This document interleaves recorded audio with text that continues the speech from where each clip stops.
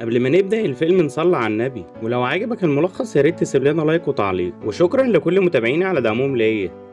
بيبدأ الفيلم من القطب الشمالي، بيكون في مجموعة من الناس بيدوروا على الدهب، وعلشان يوصلوا للدهب بيمشوا مسافات طويلة على الجليد، وبيكونوا محتاجين كلاب قوية علشان تسحب العربيات بتاعتهم، فنزلوا إعلان في الجرايد عن الكلاب الضخمة، وبنشوف الكلب باكا وهو كلب ذكي وقوي جدا، وبنشوفه هو بيجري في الشوارع وبيتنطط ومحدش بيقدر يجي يمه، لأنه بيكون كلب القاضي ميلر. وبنشوف واحد في المدينة شاف الإعلان في الجرايد وقعد يبص على الكلب، فبتأمره الشغالة إنه يروح يصحي الأولاد، وبيروح بسرعة بيدخل الأوضة وبيتنطط على السراير، ومن حجمه الكبير بيسمعوه كل اللي في البيت، وبيخبوا الطباخين الاكل منه بسرعه، فبيشوفوا القاضي واقف على باب المطبخ، فبياخده وبيطلعه بره البيت، فبيحاول باكا يدخل من الشباك، فبيلاقي القاضي في وشه، فبيقول له ميلر انا عيد ميلاد النهارده ولازم تكون مؤدب. فبيمشي وبيشوف ارنب وبيجري وراه، وبيحاول باكا يهجم عليه بس هرب منه معرفش يصطاده، وبتبدا تتجمع الناس علشان عيد ميلاد القاضي، وبيحضروا السفره، وبيبدا القاضي يتصور مع المعازيم، وبيدخل باكا يتصور معاه، وبيتفاجئ القاضي وهو ببقه ورك، وبيروح يبص على السفره وبيلاقي باكا دمرها حرفيا، فبيغضب منه ميلر وبيتعصب، فبيقرر انه يعاقبه وبيبيته بره البيت في البرق، وبيكون باكا حزين من اللي عمله، وبيظهر برق في السماء وبيخاف منه جدا، وفجأة بيسمع صوت شخص بينادى عليه وبيوري له اكله وبيستدرجه للعربية، وفجأة بيقفل عليه، وبيكون واحد كمان معاه وبيسرقوه وبيمشوا، وبيروحوا يسلموه للناس اللي هتشتريه منهم، وبيشحنوه للقطر وبيمشوا، وبيكون باكا حزين جدا لانه محبوس ومش عارف هو فين، وبعدها بينقلوه من القطر للسفينة،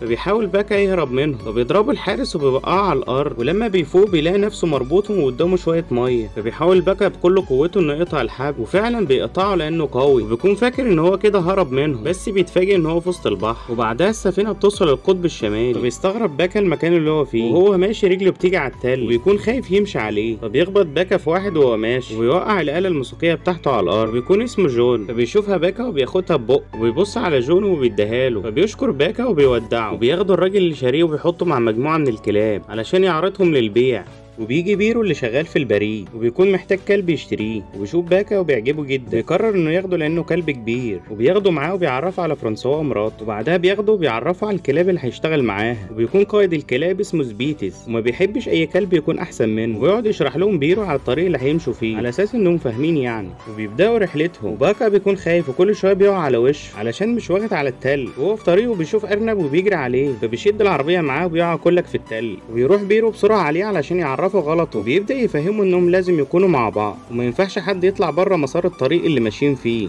وبعدها مشوا في طريقهم، مره واحده بيقع باكا علشان مش متعود يمشي على التل، وبيجي الليل وبيدخل باكا الخيمه، يلاقي بيرو بينام جنبه لانه بيكون بردان، فبتشوفه فرانسوا نايم في الخيمه فبتطرده بره، فبيزعل باكا، وبيطلع النهار وبيكملوا طريقهم، وبيكون باكا مش قادر يمشي على التلج وبيتزحلق تاني، وبيقع على وشه وبيكون سبيتس فرحان فيه، وبعدها وقفوا يرتاحوا وبيكونوا عطشانين جدا، سبيتس بيكون مستحوذ على الميه لوحده، فراح باكا ضرب التلج برجله، طلعت الميه وكله شرب، وبيبص سبيتس على باكا وبيكون غضبان منه جدا، وبيوصلوا المكان في غايه الخطوره، وبيبص بيرو وفرانسوا تحت رجليهم، وبيبداوا يختبروا طبقه التلج اللي هيعدوا منها، ومره واحده اتشرخت طبقه التلج تحت رجلين فرانسوا ونزلت في الميه، فجرى باكا بسرعه ونزل علشان ينقذها، وسحب فرانسوا وطلعها، ولسه بيسحبوا بيرو فبيقع باكا تحت الميه، وبيقعد بيرو يدور عليه تحت التلج وهو منهار جدا، وبنشوف حد ناول له خشب علشان يكسر بيها التلج، فبيتفاجئ بيرو ان باكا هو اللي اداله الخشب، ومن شده فرحه بيحضن باكا حضن مطرات، فبيشوفهم سبيتس وبيغضب جدا، وبيدخل الليل وبيشوف باكا والكلاب ارنب وبيفضلوا يجروا وراه، وبعد محاولات كتير بيمسك باكا الارنب من رقبته وبيرفعه قدام الكلاب، وبعدها بيسيب الارنب يمشي، وفجاه بيدخل سبيتس وبيمسك الارنب وبيموته، ويقعد يبص لباكا بغل وبيقول له انا القائد هنا، وفجاه بيطير سبيتس على باكا وبيهجم عليه وبيقعد يعضعض فيه،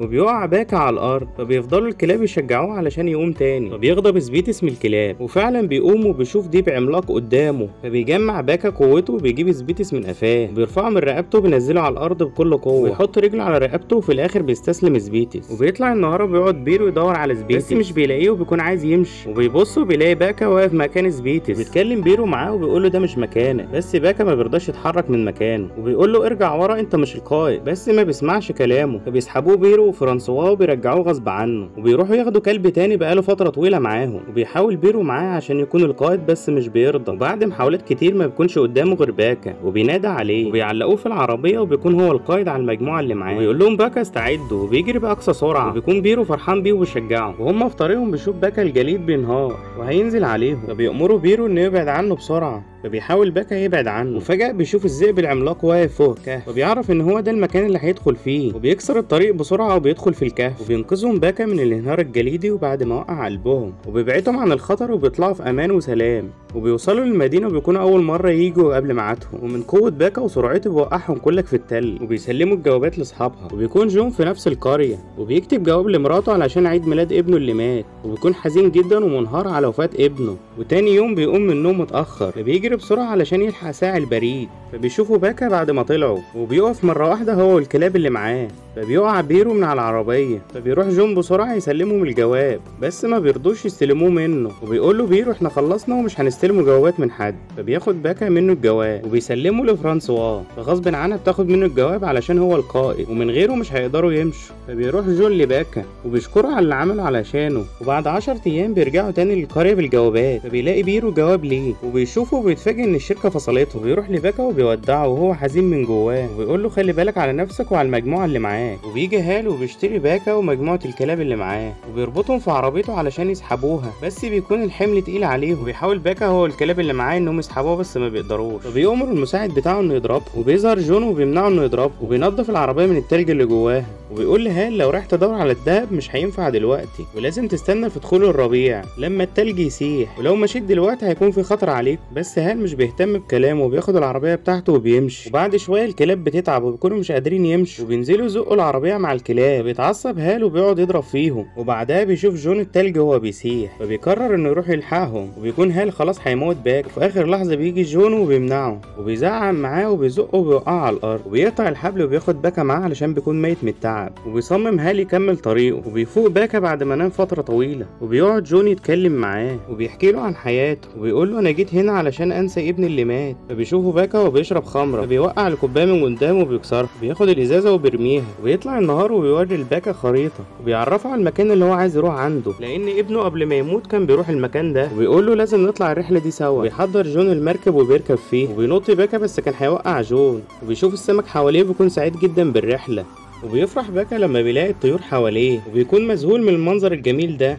وفجأة بيقع في شلال وبتتخبط المركب منه، وبيبص جون وبيلاقيها اتخرمت والمية داخلاله من كل مكان، فبيقول لجون لباكا لازم ننزل من المركب وناخدها ماشي، وبعدها بنشوف هال وهو داخل بيت جون ومعاه المسدس وبيدور عليه، وبيتفاجئ بالخريطة على الأرض، فبيعرف المكان اللي جون فيه، وبيوصل جون لكوخ مهجور وبيدخل فيه هو وباكا، وبيبص جون وبيعرف إن كانت في ناس عايشة هنا، بيدخل الليل وبيسمع باكا صوت الذئاب، فبيترعب منهم وبيكون خايف جدا، وبيطلع النهار وبينزل جون يستحمى في المية، وفجأة بيلاقي قطعة ذهب وما بيكونش مصدق اللي هو شايفه، وبعدها بيخلي باكا يدور معاه، وفعلا بينزل يدور وبيلاقي قطعة من الذهب كبيرة، فبيشوف اللي مع جون صغيرة فبيرمي الكبيرة، وبيقعد يدور على الحاجات الصغيرة، وبيبص باكا وبيتفاجئ بذئبة بيضة، وبيسيب جون وبيروح يجري وراها، وفجأة بيظهر له دب عملاق وبيقف قدامه، فبيهرب من قدامه بسرعة وبيبعد عنه، وبعدها بيروح جون يتفرج على الذئاب، وبيشوفهم هما بيصطادوا الفريسة، وبيشوف واحد منهم وقع في المية، بيجري القطيع كله علشان ينقذه، بس مش عارفين يوصلوا له ولا قادرين يعملوا له حاجة، وبيظهر باكا وبيحاول ينقذه علشان يكسب حب الذئاب، وبيحاول يرفع الشجرة بكل قوته، وفعلا بينجح في انقاذه وبيطلعه على البر، وبيحبوه وبياخدوه معاهم وبيعلموه الصيد، وعلموه ازاي يصطاد الفريسة ببقه، وبيجيب معاه طائر من اللي اصطاده علشان ياكله جون، وبيشوه بالليل وبياكلوه، وبعدها جون بيلاقي باكا كل يوم بيتأخر، بيخاف جون اللي يسيبه باكا ويبعد عنه، وبيطلع النهار وبيقعدوا يلعبوا مع بعض، وبيشوف جون الذئبة وهي جاية تنادى على باكا،